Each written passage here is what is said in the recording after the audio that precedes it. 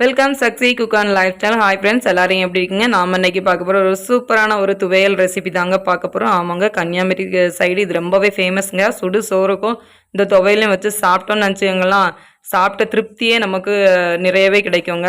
வாங்க என்னென்ன பொருள் தேவையானது பார்க்கலாம். நம்ம வீடியோ ஸ்கிப் பண்ணாமல் லாஸ்ட் வரைக்கும் பாருங்கள். ஒரு பவுல் நான் வந்து தேங்காய் துருவி எடுத்துக்கோங்க.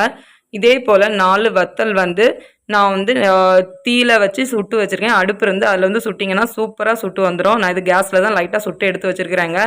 அதுக்கு பிறகு பார்த்தீங்கன்னா 2 பல்லு பூண்டு எடுத்துக்கோங்க. கொஞ்சமாக ஜீரகம் எடுத்துக்கோங்க.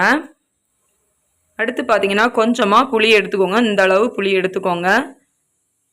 அப்புறம் தேவையான பொருள் பார்த்திங்கன்னா உப்பு. இப்போ வந்து நம்ம வந்து அரைச்சி எடுக்க போகிறோம். ஒரு மிக்ஸி ஜார் எடுத்துக்கோங்க. நம்ம எடுத்து வச்சுருக்கிற தேங்காய் எல்லாத்தையுமே அதோட சேர்த்துக்கோங்க.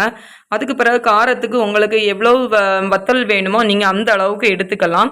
இப்போ நம்ம எடுத்து வச்சுருக்க ஜீரகம், புளி, பூண்டு இது எல்லாத்தையும் இதோட சேர்த்துக்கலாம். இப்போ வந்து நான் வந்து 2 வத்தல் காரத்துக்கு நான் சேர்த்துட்டேன். உங்களுக்கு இல்லை நீங்கள் வந்து காரம் நல்லா ஜாஸ்தி வேணும்னா கூட கொஞ்சம் எடுத்துக்கோங்க. வந்து ஒரு அரை டேபிள் ஸ்பூன் அளவு உப்பு சேர்த்துருக்கிறேன்.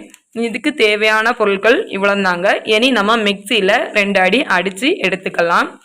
இப்போ நம்ம வந்து 2 அடி அடித்து எடுத்துருக்குறோம். இந்த டைமில் பார்த்தீங்கன்னா நீங்கள் வந்து உப்பு, எரிப்பு, புளிப்பு எல்லாமே கரெக்டாக இருக்கான்னு பார்த்துக்கோங்க. பார்த்துட்டு இன்னும் ஒரு அடி நம்ம வந்து அடித்து எடுத்துக்கலாம்.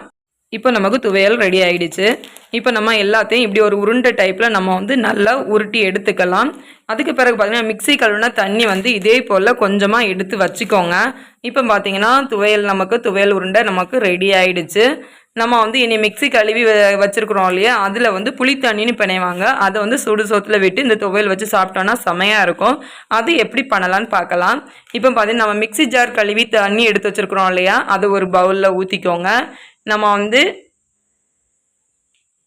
காரத்துக்கு 2 மிளகாயோ 1 மிளகாயோ சேர்த்துக்கோங்க. நான் வந்து 1 மிளகாய் சேர்த்துருக்கிறேன். கொஞ்சமாக புளி சேர்த்துக்கோங்க. கொஞ்சமாக உப்பு சேர்த்துக்கோங்க. சேர்த்து இதை நல்லா கைவிட்டு நல்லா பிசைஞ்சு எடுத்துக்கோங்க. இந்த அளவு நல்லா நீங்கள் பிசைஞ்சு எடுத்துட்டு அதை டேஸ்ட்டு பாருங்கள். எரிப்பு, புளிப்பு, உப்பு உங்களுக்கு 3ம் கரெக்டாக இருக்குதான்னு பார்த்துக்கோங்க. இருந்துச்சுன்னா நமக்கு புளி தண்ணி ரெடி ஆகிடுச்சுங்க. இப்போ வந்து பார்த்திங்கன்னா நமக்கு வந்து புளி தண்ணி நல்லாவே ரெடி ஆகிடுச்சு.